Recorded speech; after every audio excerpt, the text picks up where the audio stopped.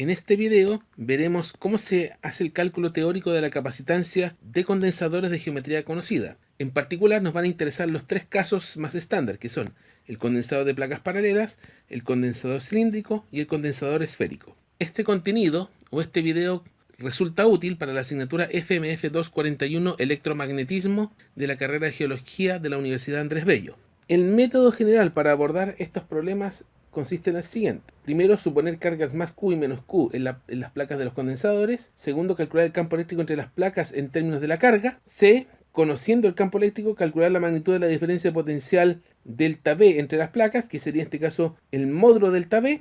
Y finalmente calcular la capacitancia C aplicando que la capacitancia es igual a la carga partido por el voltaje entre las placas. A continuación veremos cómo se ocupa este método. Partamos por el caso más simple, el condensador de placas paralelas, que es el que se muestra acá, donde supondremos que el área de cada una de las placas es A, la distancia entre las placas es D y que cada placa va a tener una carga Q, más Q en un caso, menos Q en el otro. Aquí vamos a resolver el caso sin dieléctrico con relleno de aire entre las placas y vamos a hacer las siguientes suposiciones. Que el campo eléctrico es uniforme entre las placas, va a ser nulo fuera de las placas y nulo en el interior de las placas conductoras. Es una aproximación bastante razonable para abordar este problema. Vamos a asumir que en una de las placas hay una carga más Q y en otra hay una carga menos Q y vamos a aplicar la ley de Gauss en esta superficie gaussiana que estamos mostrando acá. En esta superficie gaussiana, en todas estas dos partes laterales donde pasamos por fuera del condensador, el campo eléctrico va a ser 0. En esta zona interior, donde estamos dentro del conductor, el campo eléctrico también va a ser 0 y solamente vamos a tener campo eléctrico en esta zona que está en el interior del condensador, entre las dos placas, y donde el campo eléctrico va a ser constante, igual a E. Por lo tanto, aplicando la ley de Gauss y asumiendo que solamente el campo eléctrico uniforme entre las placas, el flujo del campo eléctrico va a ser el campo eléctrico E por el área de los condensadores, por el área de cada placa, igual a la carga encerrada en la superficie gaussiana, que es la carga en cada placa Q partido en epsilon 0,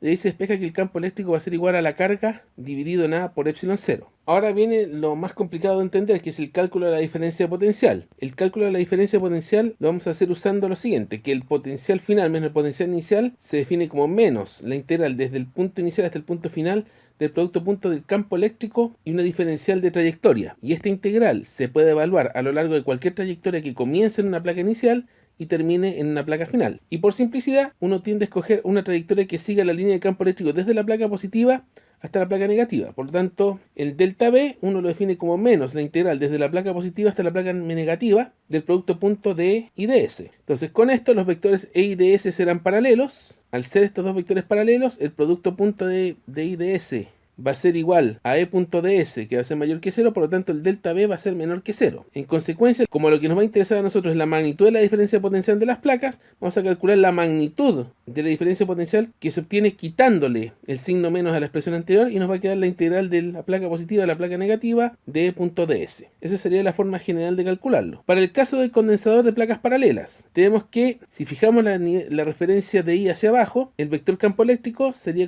ya lo calculamos, Q dividido en A por epsilon 0 en dirección J tongo, con dirección I hacia abajo.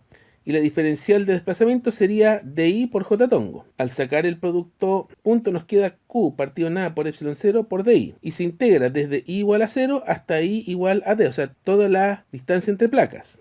Integral de más a menos D.ds nos daría la integral entre 0 y D de Q partido en epsilon 0 por DI. Esta es una integral muy simple que nos lleva a un valor final de Q por D partido en A por epsilon 0. Y finalmente, la capacitancia se calcula como Q partido por la magnitud de la diferencia potencial. Se reemplaza. Al hacer esta operación, el Q supuesto inicialmente se simplifica y nos queda la expresión final para la capacitancia de condensador de placas paralelas, que sería el área de cada placa por epsilon 0 partido por D. El siguiente caso que veremos es el del condensador de placas cilíndricas que vemos acá.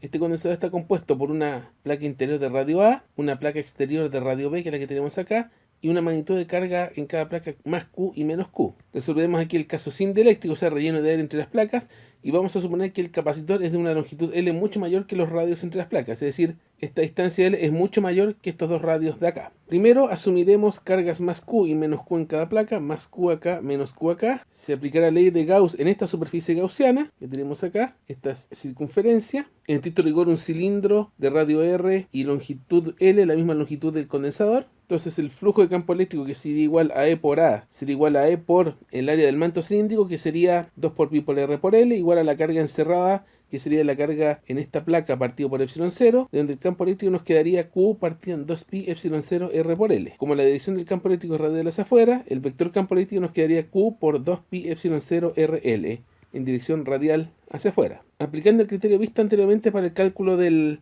potencial eléctrico, la magnitud del potencial eléctrico, que es de la placa más a la placa menos, que es la integral de la placa más a la placa menos de E.ds, tenemos que E ya lo tenemos visto acá, lo habíamos calculado anteriormente.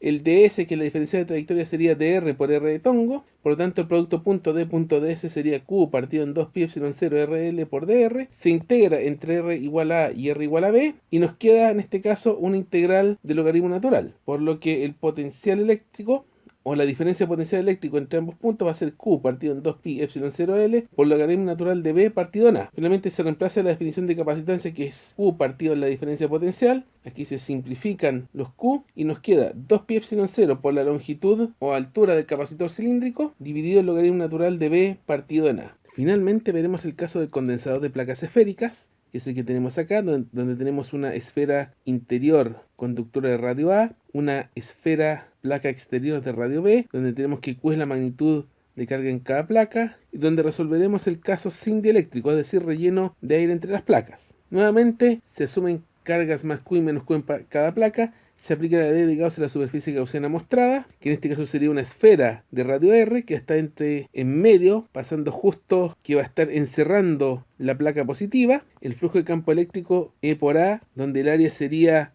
la superficie de la esfera, 4pi r cuadrado. Eso sería igual a la carga encerrada, que es esta carga Q de acá, partido en epsilon 0. Por lo tanto, el campo eléctrico nos daría Q partido en 4pi epsilon 0 por r al cuadrado. Como la dirección del campo eléctrico es radial hacia afuera, el vector campo eléctrico tendría esa misma magnitud, Q partido en 4pi epsilon 0 r al cuadrado, por la dirección r tongo radial hacia afuera. Aplicamos el criterio visto anteriormente para el cálculo del potencial eléctrico entre las dos placas, que es la integral entre la placa positiva y la placa negativa de d.ds. El vector E es Q partido en 4pi epsilon 0 r cuadrado r tongo. La diferencial de desplazamiento de trayectoria sería dr por r tongo. El producto punto en consecuencia nos da Q partido en 4pi epsilon 0 r cuadrado por dr. Se integra eso entre r igual a y r igual a b, y nos va a quedar una integral de a a b de dr partido en r al cuadrado, con todo lo demás afuera. Se resuelve esta integral y llegamos finalmente al siguiente resultado: Q partido en 4pi epsilon 0 por b menos a partido en a por b. Este mismo resultado se usa para calcular la capacitancia, que sería Q partido en diferencia potencial, o sea, Q partido en 4pi epsilon 0 por b menos a partido en a b. Se simplifican los Q y nos va quedando que C va a ser igual a 4pi epsilon 0 por A por B dividido en B menos A, con lo que tendríamos el resultado final de la capacitancia del condensador esférico. De aquí podemos llegar al siguiente caso particular: una esfera conductora aislada de radio R, que se puede interpretar como un condensador esférico donde la placa A es igual al radio R y la placa B es igual al infinito. En tal caso, si desarrollamos un poco la expresión, si trabajamos un poco la expresión, en particular, este A por B dividido en B menos A, dejarlo como A partido en 1 menos 1 partido en A más B, dividiendo por b en ambos lados, y reemplazamos r infinito, nos va a quedar r arriba, r partido infinito acá. El r partido en infinito se va a 0, por lo tanto la capacitancia de una esfera conductora aislada de radio R, si la consideramos como un condensador donde esa es la placa positiva y la placa negativa está en el infinito, sería 4pi por epsilon 0 por r. Y con esto damos por terminado el ejemplo y este video.